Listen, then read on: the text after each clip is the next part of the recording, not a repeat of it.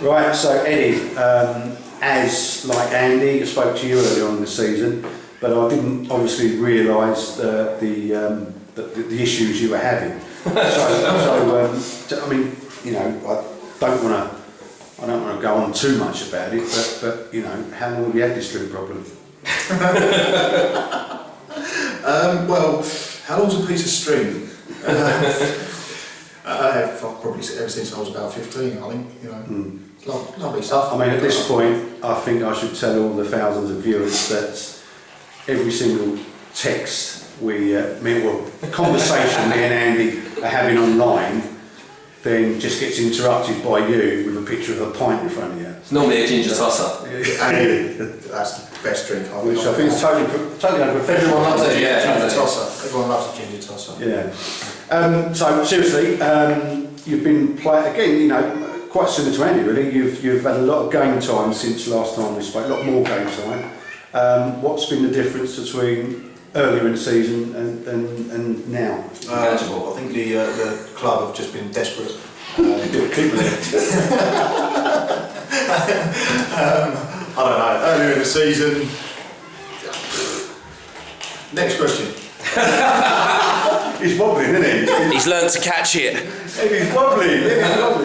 Eddie, I'll answer that. It's because you've been playing bloody well in goal, mate. Right. And I know you don't like to say it, but it's actually fact. So fair play to you for that. Obviously you're important as much as Andy and myself to the management team. How do you see things from that perspective? I've really enjoyed it actually. Right at the very beginning when I was asked to join the management setup, I thought to myself, okay, something new. Never considered that I could do anything like this, but to be honest, I'm loving it. It's been really good fun. It's good to have that sort of insight and see things from another perspective. Previously, I've obviously always been a player, and I'd like to think I can be a player for another few years. But to see the fact that stop whispering, you two.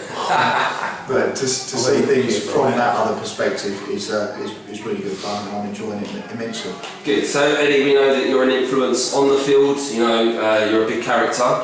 Talk us through the off-the-field situation of the changing rooms. Young lad called Connor manages to sit in front of you each game, and Scarred for life. yeah, he just sort of seems to see this little thing pop out of your shorts, you know. And talk us through your off-field actions. Do you know what? To be honest, Ginger whippet. Yeah, in the change room there are a lot of places that anyone can sit. I normally sit in the same place every game. And Connor just seems to find himself right in front of me every time I get naked. It's not a case of you going to sit where the young boys are, then, no? No, they kind of gravitate towards me. And let's face it, I'm a good-looking fella. Who can blame me? I don't like where this is going. You know, as you say, you are a big character at this club, and we do love having you here. Talk us through what your future aims are, hopefully, at Barnsley, and that's with your clothes on, please.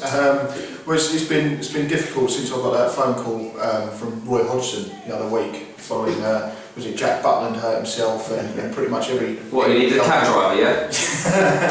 Yeah, thanks to the point. Yeah.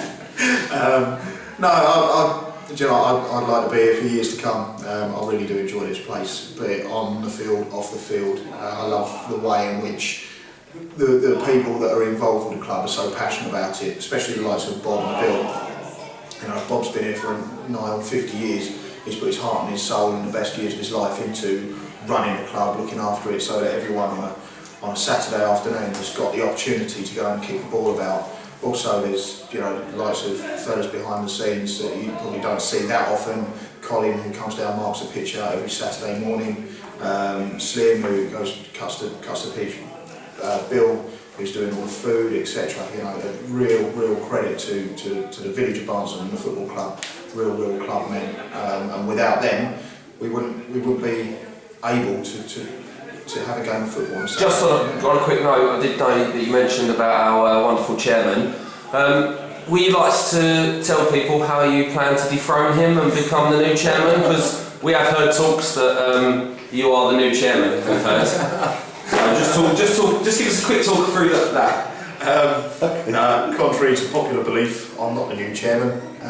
People keep calling me so, but you know, I don't think I could ever surpass anyone like Bob, who's been the chairman, I think, for more than 30 years. I think the word's hostile takeover. Yeah, and also, are you going to change the post that you immensely kick several times per game? Because I'm not really sure what that post has ever done to you. No, but I have promised that I'm going to paint all the posts in the close season. We do love you, Eddie. You are a character, you are a big part of this club. And Eddie, I'm say glad you've always got a smile on your face, mate. You're a great asset to the club and to the team. So, predictions for today? Predictions, we're all going to get wet. As to a scoreline, after the conversation we've had, I'm not sure what sort of way we should take that. but as with regard to the scoreline, I don't know. I'd like to see that with our previous result, we get to carry on the performance and pull off another result. Hopefully, a bit of a shock. Hopefully, have been playing a lot of games. Hopefully, they're a little bit tired today. The conditions are going to affect everybody. But hopefully, you know, a couple of lucky chances. With juice and luck, we've had some real bad luck over the last few months. So we are on that bat already, yeah. For a week. Hey, you're the shits out of me, mate. Scene 2. Thanks, Eddie, mate. Have a good game, Dave. No worries. Thank you.